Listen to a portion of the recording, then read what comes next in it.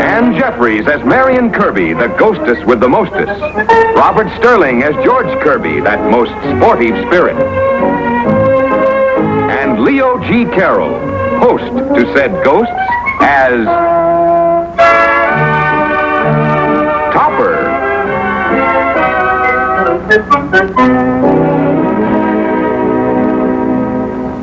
This year, there's been a slight difference of opinion as to who should portray the title role in our new play, Lady Sybil. And as a result, we, the ladies of the drama committee, have been asked to decide. Now, you've all had a chance to hear Carolyn read and Henrietta Topper. So I move that we make it a secret ballot. All those in favor, please signify by raising their right hand.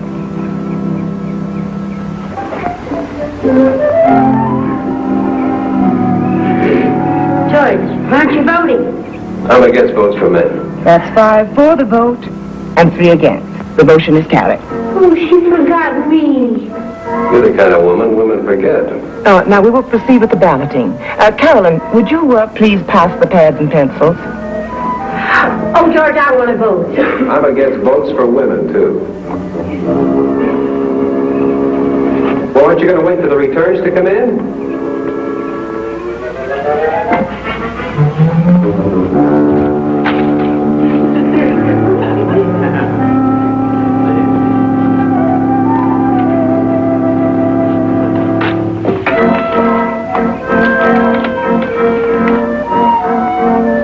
Henrietta, would you collect the ballots?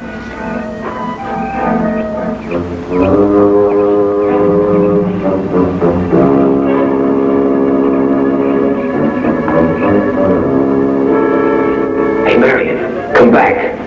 I think Henrietta's going to bop Mrs. Vance.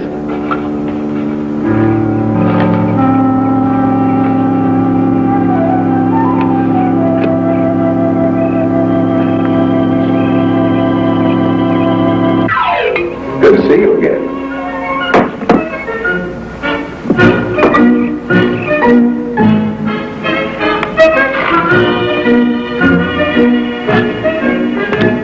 It was exciting. I haven't seen anything like it since Andrew Jackson was elected. Of course, I was too young to vote then. This is strange. Is something wrong?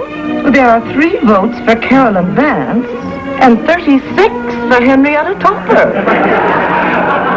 Well, that's what I call stuffed. I demand a recount.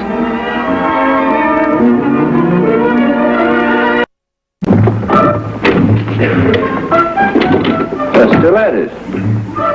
We should have played another 18 holes. Yeah. Woman. Wonderful invention, woman. You know, it's a pity that it was never completed. You sound very bitter. Press that button, will you? Well, I've been drafted. What, at your age?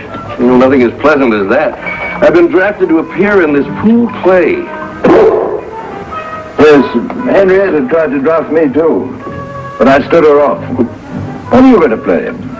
My wife's husband? Typecasting, they call it. Carolyn is Lady Sybil.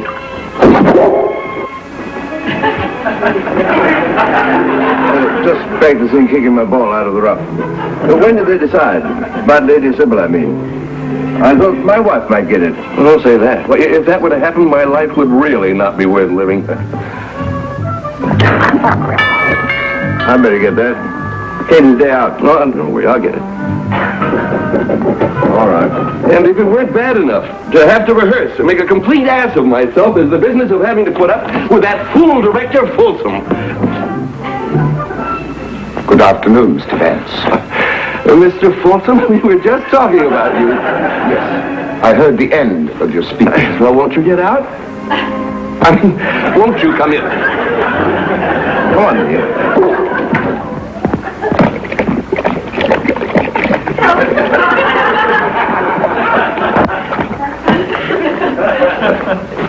How do you do that? It's a new trick for an old dog. I'm Cosmo Topper. I'm Herbert Folsom. I was asked to come and hear what the ladies had decided about the lead in my play. Oh, yes. Did you write Lady Sybil, too? He certainly did. And a mighty fine play. It could be, provided it's acted by intelligent and sympathetic people. Can I get you a drink? Oh, no, thanks. I think I'd better go and join the ladies. I never heard of anything so dishonest in all my life. Carolyn would have, Henrietta would have won anyway. Even without those extra votes, I won. Mr. Fulton, do you know what happened? By a strange coincidence, there were 28 more votes than there were people. And Mrs. Topper will be your Lady Sybil. Oh, no. But I'm sure we can heighten the part of maid. Yes, make her an upstairs maid. I suppose you're glad I lost. Now you can play Henrietta's husband. Well, we've just played 18 holes. Well, don't just stand around like a gawk. I want to go home. I don't. Come along, my dear.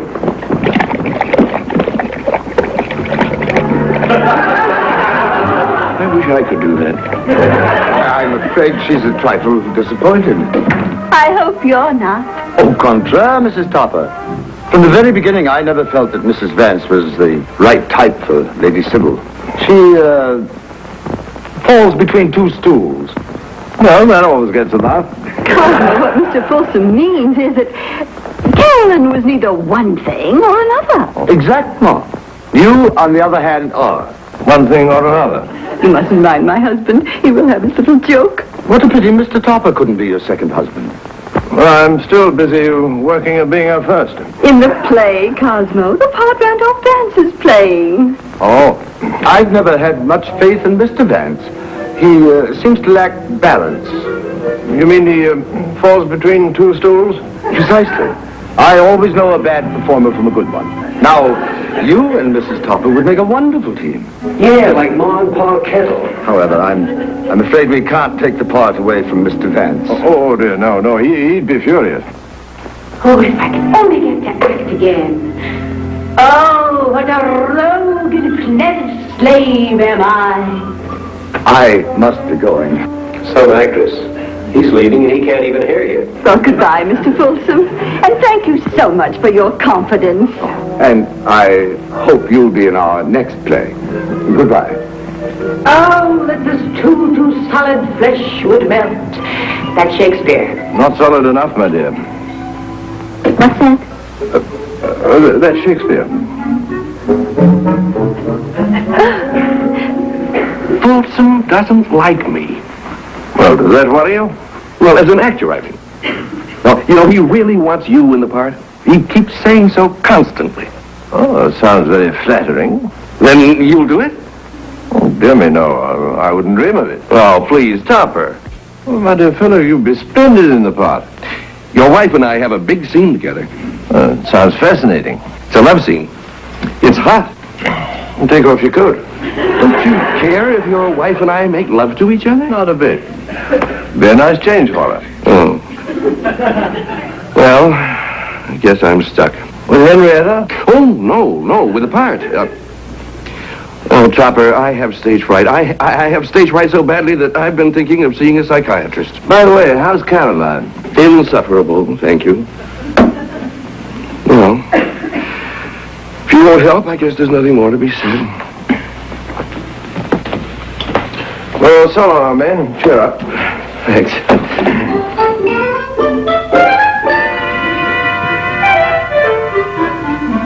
Oh, I'd better see a psychiatrist. Now what do you want?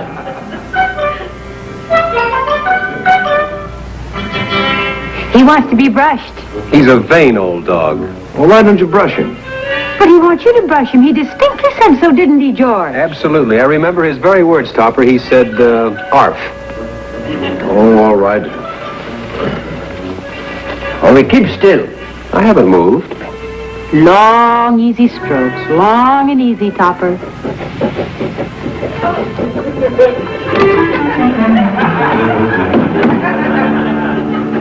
Cosmo! Cosmo, what on earth are you doing? Good evening, dear. I was just brushing my hair. 2 feet feet off the floor? Well, I missed my sense of direction. You know, true north, magnetic north, all that. Come here. I want to have a serious talk with you. Sit down, darling.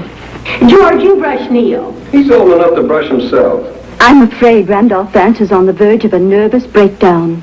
No. Yes. No. Yes.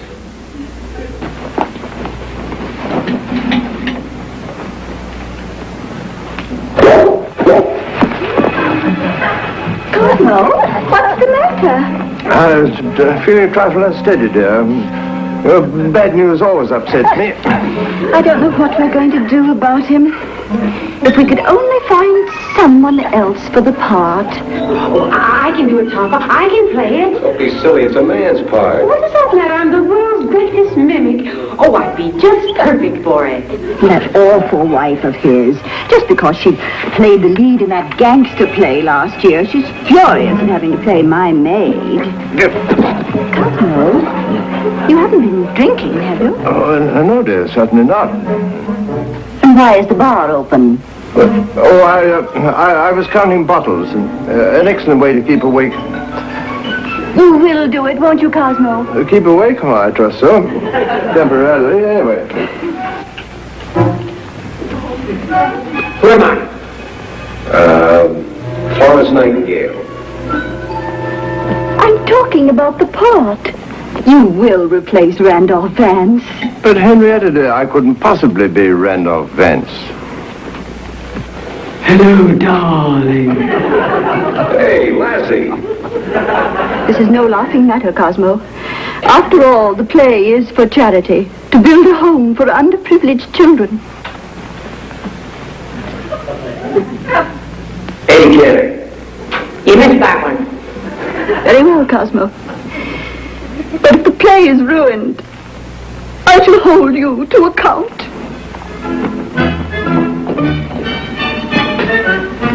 Why don't you do it, Topper? I thought you wanted to do it. Well, I've changed my mind. See, I have a wonderful idea. Oh, I don't like it. You play the part, and George and I will coach you. No. Oh, I think you're mean. Well, Vance wants you to do it. Folsom wants you to do it. Henrietta, George, me, everybody wants you to do it. Yes, everybody but me. Very well, Topper. Break your wife's heart. Betray the love and confidence of your friends. Turn your back on those underprivileged children who, without your help, will be left homeless. Poor little waifs. I'll see you at intermission. And by your selfishness will be left to starve, to wither away. Papa, what are you doing? I'm trying to dematerialize.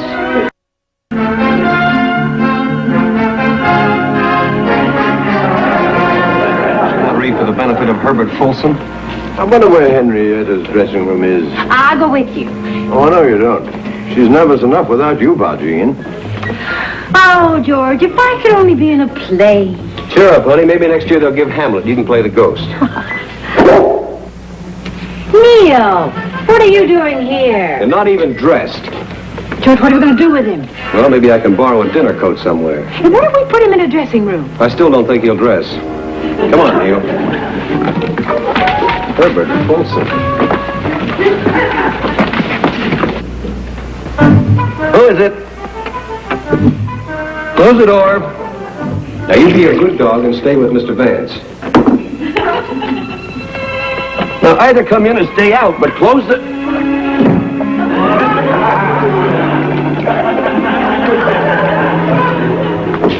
All ready, Mr. Vance? Mr. Vance? Mr. Vance? Mr. Vance! I will not allow you to make a travesty of my play. Mr. Folsom! Mr. Folsom! Mr. Vance has passed out. He's fainted from stage fright. Stage fright combined with equal parts of Bat 69. Oh, no. I knew something like this would happen. I suppose we can't do your play now. Well, we've got to do the play. But whom can we get? Guess.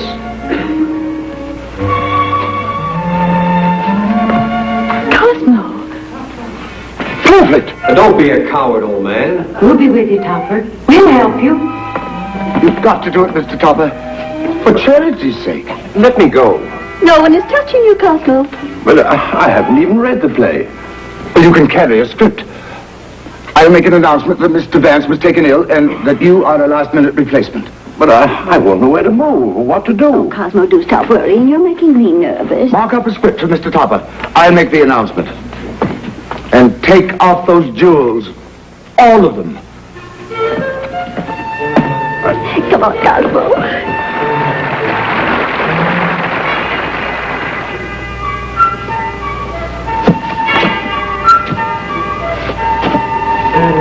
We can carry the script and we can tell him exactly what to do and say. It'll never work. Of course it will. Nobody can see us. Come on, George, let's put on our makeup. Oh, wait. Wait, I can't do it. Isn't it almost time for your cue? I haven't got the script yet. Oh, well, I'll give it to you. I'll bring it to you. Get ready for your entrance. What, up here? Yes, that way.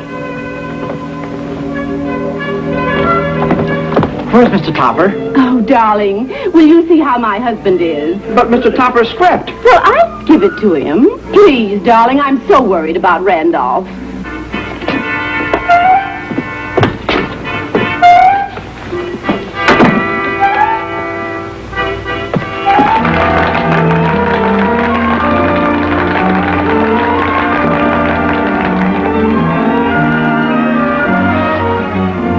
Lady Sybil.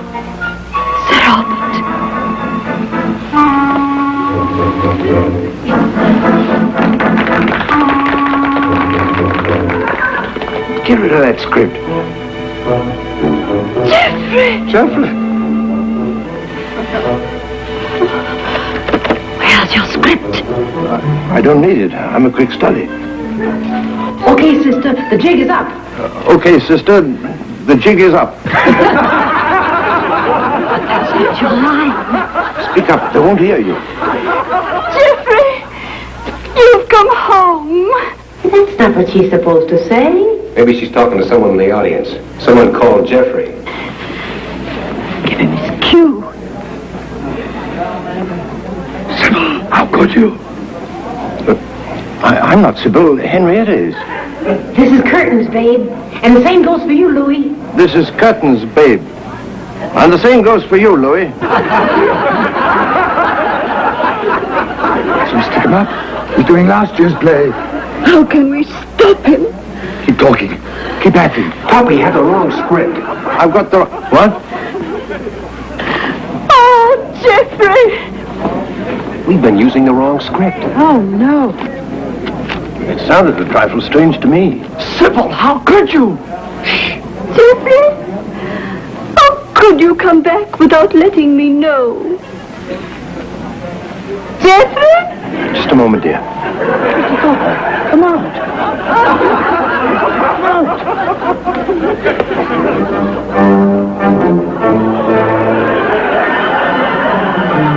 Hey, Sybil, how could you? Sybil, how could you?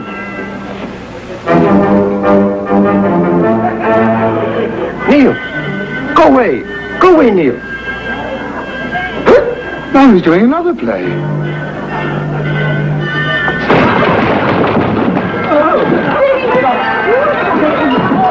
Sybil, how could you? Will you get off the stage?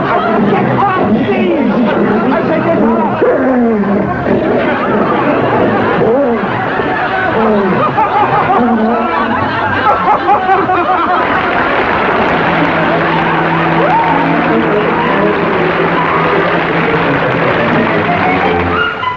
I've never been so humiliated in all my life. You were humiliated. What about me?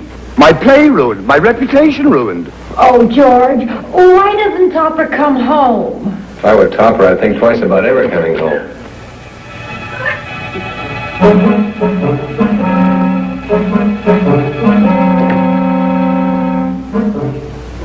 Cosmo? Is that you? Yes, dear? Well, come in here.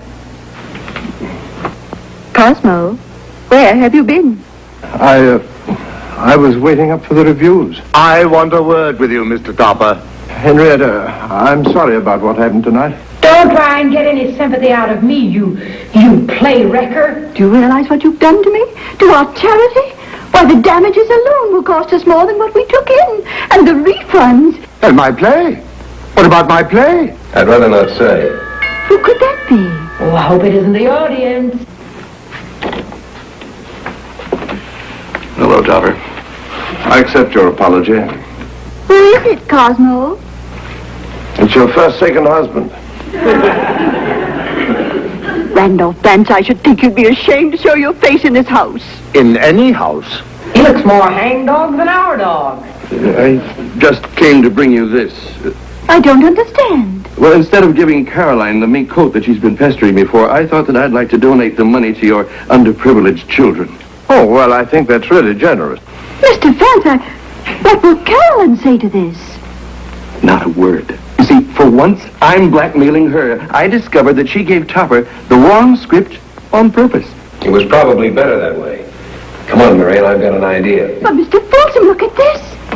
It's 10 times more than we've ever collected for the house. What do I care about that? Who's going to pay me for the damage to my reputation? The Rembrandt of the theater. The man who was born in the trunk. Don't let that loudmouth man frighten you. Who's going to repay me for being made a laughingstock?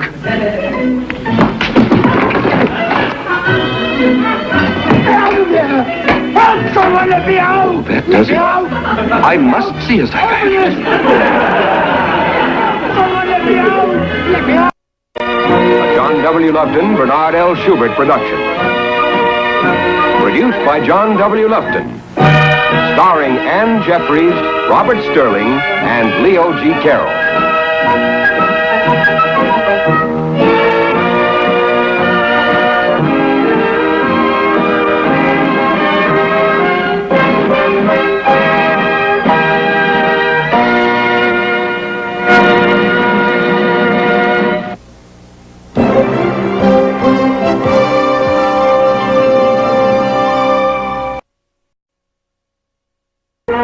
Anne Jeffries as Marion Kirby, the ghostess with the mostest. Robert Sterling as George Kirby, that most sportive spirit. And Leo G. Carroll, host to said ghosts, as Topper.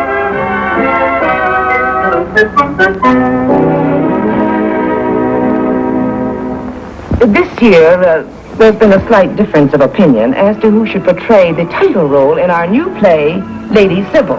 And as a result, we, the ladies of the drama committee, have been asked to decide. Now, you've all had a chance to hear Carolyn read and Henrietta Topper. So I move that we make it a secret ballot. All those in favor, please signify by raising their right hands.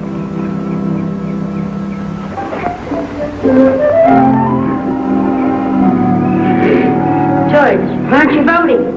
I'm against votes for men. That's 5 for the vote and 3 against. The motion is carried. Oh, she forgot me. You're the kind of woman women forget. Now we will proceed with the balloting. Carolyn, would you please pass the pads and pencils?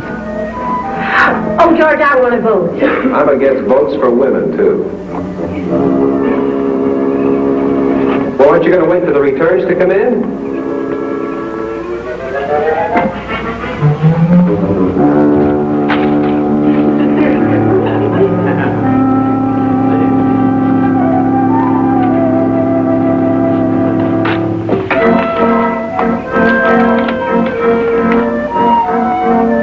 Henrietta, would you collect the ballots?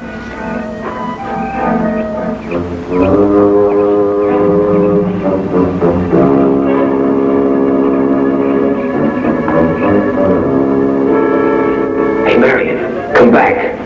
I think Henrietta's going to bop Mrs. Vance.